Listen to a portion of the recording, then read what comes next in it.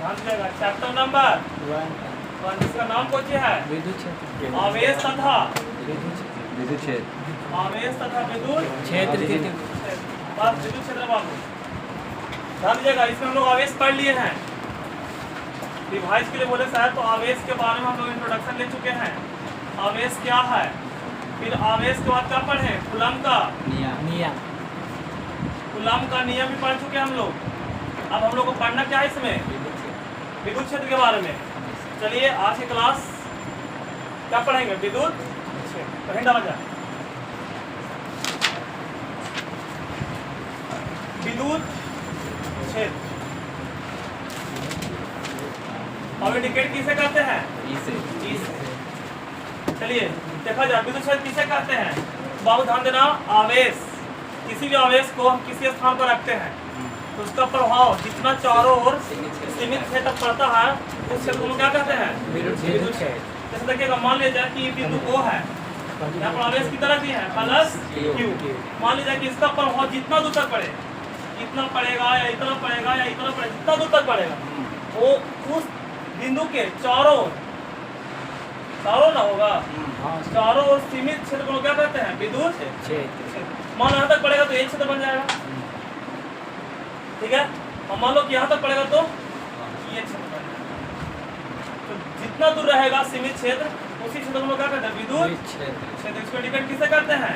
फिर से ध्यान देगा, जब किसी बिंदु पर हम आवेश को रखते हैं तो इस आवेश का प्रभाव जितना चारों ओर सीमित क्षेत्र पड़ता है बाबू, इस क्षेत्र को क्या कहते हैं? विद्युत क्षेत्र। चलो विद्युत क्षेत्र को पढ़ने को पहले हम विद्युतीय बल रेखा के बारे में पढ़ेंगे। किसके बारे में? विद्युतीय बल रेखा। विद्युतीय बल रेखा क्या है? विद्युतीय बल रेखा समझ में आ जाएंगे तो विद्युत क्षेत्र भी क्या हो जाएगा समझ में हम लोग को आ जाएगा। तो आइएगा हम लोग हेड डालते हैं विद्युतीय बल रेखा। बल बोला जाए विद्युतीय बल रेखा के बारे में परिभाषा लिखाए होंगे, फिर से सुनिएगा। विद्युत क्षेत्र को प्रदर्शित करता है कौन? विद्युतीय बल रेखा। यदि विद्युत बल रेखा पता नहीं रहेगा तो विद्युत क्षेत्र के बारे में हम लोग को सही तरीके से नॉलेज नहीं मिलेगा। तो आइए विद्युत बल रेखा पढ़ते हैं। बताएगा विद्युत बल रेखा किसे कहते हैं? पढ़ाया क्या होगा कि एकांक धन आवेश जिस रेखा पर चलती है या चलने की प्रवृत्ति रखती है, तो इस रेखा को हम लोग क्या कहते हैं? विद्युतीय बल रेखा कहते हैं।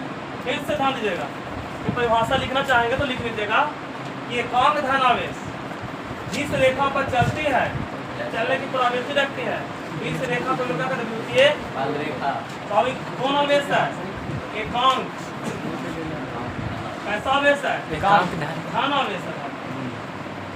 एकांक धन आवेश जिस रेखा पर चलती है, चलने की प्रवृत्ति रखती है, इसी रेखा को विद्युतीय बल रेखा कहते हैं। बहुत ध्यान दीजिएगा, विद्युतीय बल रेखा के बारे में कुछ गुण भी है। विद्युतीय बल रेखा के गुण ये हर साल 2 नंबर में आ जाता है बात। इन साल तो अगले साल तो अगले साल पूछ देता है विद्युतीय बल रेखा के गुण क्या है। तो गुण जानते हैं आप लोग? ये पीछे टकलू ध्यान दो, लाइव चलेगा तो कोई दिक्कत टका टकी सब कर देते हैं, ठीक ना? जो है वो है, ठीक ना? इसलिए हम कोई डिटेल वालों को कर ही लेगा, बीच में तो स्क्रीन पूरा बना। तो ये मत सोचो कि मतलब हम पढ़ा तो सटीक पढ़ाएंगे, जो इम्पोर्टेंट रहेगा उसको रखेंगे, जो ना रहेगा उसको हटा देंगे, स्क्रिप्ट कर लिया जाएगा।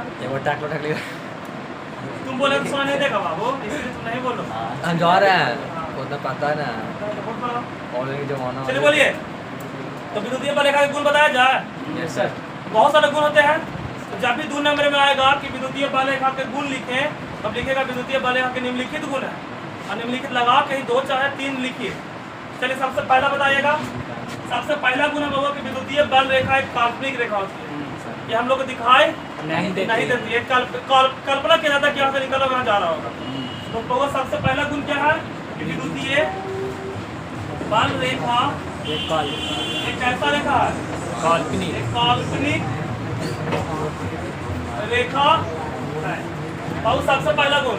दूसरा गुण बताइएगा। मान लीजिए कि आपको धन आवेश है। कौन आवेश है? तो धन आवेश से बल रेखाएं क्या होती है? निकालती है। निकलती है। सबसे पहला गुण। दूसरा गुण होगा बल रेखा से निकलती है। और मान लिया जाए कि आपके पास ऋण आवेश होगा ना, इससे बल रेखा विलीन होती है, बताया गया होगा, तो इसको लाके मिल जाएगा। ध्यान रखिएगा। और 4 पाई बल रेखा निकलती है और 4 पाई बल रेखा क्या होती है? विलीन होती है। जितना बल रेखा निकलेगा उतने बल रेखा में क्या होगा? विलीन। चलिए तीसरा गुण बताइएगा। बहु विद्युतीय बल रेखाएं कभी भी दूसरे को नहीं काटती। बहुत बड़ा गुण है सर कि दो विद्युतीय बल रेखाएं, दो विद्युत बल रेखा एक दूसरे को कभी नहीं काटती है, कभी नहीं काटती है। 2 नंबर में आएगा क्यों नहीं काटती है, तो बताया जाएगा कि किसी एक बिंदु पर दो विद्युत क्षेत्र रेखाएं संभव नहीं है। और एक बिंदु पर दो विद्युत क्षेत्र के दिशा संभव नहीं है। या बोल सकते हैं कि विद्युत क्षेत्र रेखाएं जब भी उत्पन्न होती है किसी वजह से हमेशा एक दूसरे क्या होती है? समानांतर। समानांतर तो कैसे काटेगी? तो कभी भी दो विद्युत क्षेत्र रेखाएं एक दूसरे को काटती नहीं है। तीसरा गुण क्या है कि विद्युत बल रेखाएं हमेशा किसी भी चालक के सतह कैसे उत्पन्न होती है? लंबवत। किसी भी चालक के सतह के लंबवत। किसी भी चालक के सतह के लंबवत। सतह के लंबवत होता है। मुझे लगता है कि विद्युतीय बल रेखाएं का एक कम से कम कितना गुण हुआ? 1 2 3 4 गुण हो गया। पहला गुण है यह काल्पनिक रेखा होती है, धन आवेश से निकलती है, ऋण आवेश में विलीन होती है। दूसरा तीसरा गुण हुआ दो विद्युतीय बल रेखाएं कभी दूसरे को नहीं काटती है। चौथा गुण हुआ कि विद्युत बल रेखा हमेशा किसी चालक के सतह के किसी भी चालक के सतह के निकलेगा वो तो कैसे निकलेगा? लंबवत निकलेगा। एक गुण और है वो कि विद्युत बल रेखाएं विद्युत क्षेत्र को प्रदर्शित करती है। ये पीछे ध्यान दो, विद्युत बल रेखा किसको प्रदर्शित करती है? विद्युतीय बल रेखा करती है। चलिए आइए थोड़ा सा इसका और इसे हम बताते हैं। कितना गुण होगा? 1 2 3 4 पांचवा देखिएगा। पांचवा गुण है बाबू कि जहाँ जिस बिंदु पर विद्युतीय बल रेखाएं घना होती है वहाँ विद्युत क्षेत्र प्रबल होगा, प्रबल तो अधिक मजबूत होगा। और जहाँ विद्युतीय बल रेखाएं घना नहीं होगी वहाँ विद्युत क्षेत्र कमजोर होगा। जैसे एग्जाम्पल बताइए सर कि मान लेते हैं कि यहाँ एक बिंदु है, इससे बल रेखा इस तरह से निकल रही होगी, मान लो तो इस बिंदु पर विद्युत क्षेत्र रेखा स्ट्रॉन्ग होगा, इसके अपेक्षा क्या फैलेगा। मान लो कि ये 2 मीटर स्क्वायर होगा, तभी तो 2 मीटर स्क्वायर है। अब यहाँ देखो 2 मीटर स्क्वायर में 1 2 3 4 5 बल रेखा गुजर रही है, तो यहाँ देखो 1 2 3 4 गुजर रहा है, इसके मतलब एक बल रेखा कम गया, तो विद्युत क्षेत्र का प्रभाव क्या हो जाएगा? कम हो जाएगा। ऐसा क्या होगा? अधिक है तो बढ़ जाएगा। तो जिस बिंदु पर बल रेखाएं घना होती है वहाँ विद्युत क्षेत्र क्या होता है? ज़्यादा होता है। और जहाँ पे वो बल रेखाएं हाइफल होती है वो कम होता है। मान लो विद्युत क्षेत्र को E1 बोलेंगे, इसको क्या बोलेंगे? E2। तो बोलेंगे E1 का मान बड़ा हुआ किससे? E2 से। ऐसा कुछ होता है, ठीक है। तो विद्युत बल रेखाएं किसको प्रदर्शित करता है? विद्युत क्षेत्र। तो मुझे लगता है आप लोग को विद्युत क्षेत्र रेखा या इसको विद्युत बल रेखा बोलते हैं, ये समझ में आ गया। फिर से विद्युतीय बल रेखाएं किसे कहते हैं? तो एकांक धन आवेश जिस रेखा पर चलती है, चलने की प्रवृत्ति रखती है, उस रेखा को विद्युतीय बल रेखाएं कहते हैं। और विद्युतीय बल रेखाएं का गुण निम्नलिखित है, कम से कम 2 गुण याद रखिएगा, एग्जाम में आ ही जाता है। पहला गुण है विद्युतीय बल रेखाएं काल्पनिक रेखा होती है, जो क्या होता है? धन आवेश से निकलता है, ऋण आवेश में विलीन हो जाता है। तीसरा गुण हुआ कि दो विद्युतीय बल रेखाएं कभी दूसरे को नहीं काटती है। क्यों बाबू?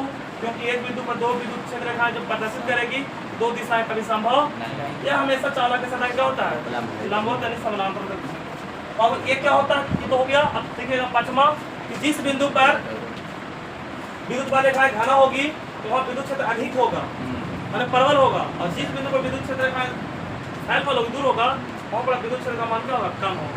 तो E1 का मान ज्यादा होगा, E2 से। ठीक है। चलिए एक और आप लोग को माइंड टेस्ट क्वेश्चन देते हैं, देखते हैं आप लोग पकड़ पाते हो कि नहीं। चलो यहाँ देखते हैं। मान लिया जाए इस तरह से विद्युत बल रेखाएं,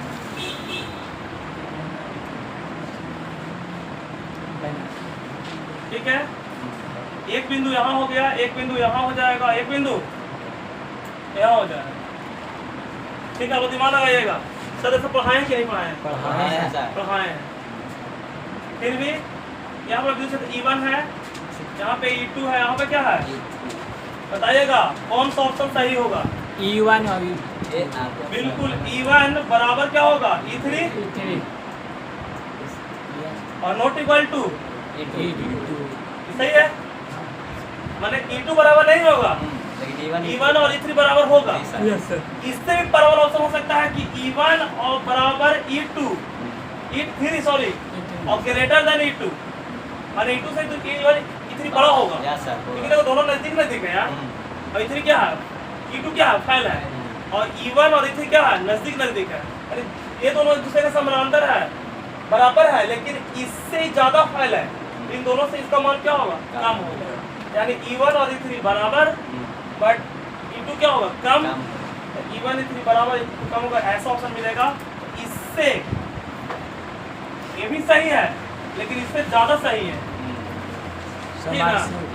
ज्यादा मतलब ये तो सही है, मान लो E1 और E2 बराबर है, E1 और E3 बराबर है, E2 बराबर नहीं है, लेकिन ये कह रहा E1 E3 तो बराबर है लेकिन E1 और E3 बड़ा भी है किससे E2 से, तो सही है ही है कि भाई मुझसे बड़ा है, लेकिन कोई बोल दे कि नहीं मुझसे 10 साल बड़ा है तो उससे ज्यादा स्ट्रॉन्ग पॉइंट ही है कि एग्जैक्ट टाइम ही पता है, तो ये सही ज्यादा होगा, ठीक है इससे।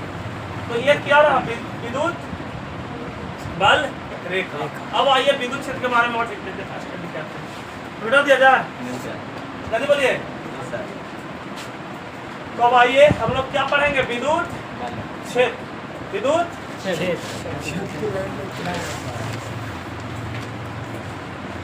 देखिए हम आप लोग को बाबू रिवाइज करा रहे हैं, घर पे जाकर आज हम पढ़ा रहे हैं उस टॉपिक को अपने से जाके घर में पढ़ेंगे। चलिए अब देखिएगा आगे पढ़ेंगे बाबू विद्युत क्षेत्र का मान, विद्युत क्षेत्र का चलिए बताइएगा विद्युत क्षेत्र का मान क्या होगा, मान निकाले आप लोग बाबू पीछे। विद्युत क्षेत्र या विद्युत क्षेत्र की तीव्रता एक ही होता है, इसको यहाँ लिखेंगे विद्युत क्षेत्र का मान क्या होगा, एकांक धन आवेश पर लगने वाले विद्युत बल को विद्युत क्षेत्र कहते हैं, विद्युत क्षेत्र या विद्युत क्षेत्र क्या कहते हैं, विद्युत क्षेत्र की क्या कहते हैं बाबू, तीव्रता कहते हैं, ध्यान देना है। और इसी से मान निकल जाएगा, मान लिया जाए सर कि एकांक आवेश है, एकांक आवेश क्या है Q नोट, इस बिंदु पर O बिंदु पर, और इसको मान लो कि बाबू इस बिंदु पर कितना बल लग रहा है, एक बल, इसका तीव्रता आगे ना होगी, वो विद्युत क्षेत्र की तीव्रता को इंडिकेट कैसे करते हैं, ई से। तो ध्यान देना है फिर से, यदि मान लो सर कि एकांक धन आवेश इस पर यदि एक बल लग जाए तो इसमें तेजी आ जाएगी, तीव्रता आ जाएगी, और तीव्रता किधर होगी तो विद्युत बल के अनुदेश जैसे बल लगेगा वही विद्युत क्षेत्र उत्पन्न होगी सर। तो विद्युत क्षेत्र को इंडिकेट कैसे करेंगे, ई से। बताइए बाबू ई बराबर क्या हो जाएगा, 1/Q0, 1/Q0। अब बताइएगा सर कूलम के नियम से, किसके नियम से, कूलम के नियम से बताइए बल एक का मान क्या होता है, 1 बराबर Q1 Q2 बटा R²। बताइए कि मानो ऊपर रखिएगा सर तो आ जाएगा E बराबर 1 का मान K Q1 Q2 बटा क्या हो जाएगा R² बटा क्या हो जाएगा Q0, 1 का मान तो रख दिया है। अब बताइएगा मान लेते हैं यदि Q1 बराबर Q2 बराबर क्या हो जाए Q0 बराबर क्या हो जाए Q, इस सब पूरा सिस्टम निकाल कर आवेश बराबर हो जाए तो क्या बोल देंगे, E बराबर K Q Q, अब दोनों आवेश क्या हो जाएगा Q1 हो जाएगा, और बटा क्या हो जाएगा, और बटा में क्या हो जाएगा Q, AOQ से OQ खत्म। तो E बराबर क्या हो जाएगा KQ बटा R²। यही विद्युत क्षेत्र का क्या हो जाएगा मान हो जाएगा, ये भी आप किए हैं, बहुत सिंपल है, फिर से ध्यान दीजिएगा। एकांक धन आवेश पर लगने वाले बल को विद्युत क्षेत्र कहेंगे या विद्युत क्षेत्र की तीव्रता कहेंगे। अब मान लीजिए सर ये एकांक आवेश क्या है Q0, इससे बल कितना लगा रहे हो F, तो तीव्रता कितना आ रही है E बराबर फॉर्मूला क्या हो जाएगा 1/Q0। अब F का मान किसके लिए चलेंगे, कूलम के नियम से। क्या जानते हैं हम लोग के Q1 Q2 बटा R स्क्वायर अब मान लो यार कि ई वाला क्या हो जाएगा, जब एक का मान वहाँ रखिएगा ये वाला तो आ जाएगा के Q1 Q2 बटा और उसका और बटा में Q0 तो क्या हो जाएगा Q0। अब बताइएगा सर कि अभी मान लीजिए कि कोई भी निकाय होगा तो वहाँ पर हम लोग क्या चाहेंगे कि सभी आवेश का मान क्या हो, बराबर हो जाए। अरे बराबर है यार, बताइए यदि Q1 Q2 Q0 वाला क्या हो जाए Q, बताइए बाबू क्या हो जाएगा के Q बटा R स्क्वायर बटा क्या हो जाएगा Q, बाबू खत्म हो जाएंगे तो आ जाएगा ई बराबर के Q बटा R स्क्वायर। किसका मान हो जाएगा, विद्युत क्षेत्र की तीव्रता। चलिए ध्यान दीजिएगा, विद्युत क्षेत्र बोले विद्युत की तीव्रता बोले तो विद्युत क्षेत्र का परिभाषा जान गए, विद्युत बल रेखा पढ़ लिए, विद्युत क्षेत्र का मान जान लिए। अब ये विद्युत क्षेत्र के बारे में कुछ नोट पॉइंट करते हैं जो ऑब्जेक्टिव में आता है तो नोट बताया जाए, जल्दी बोलो। Yes sir. तो बोलो तो यार, यहाँ एनर्जी मिलता है।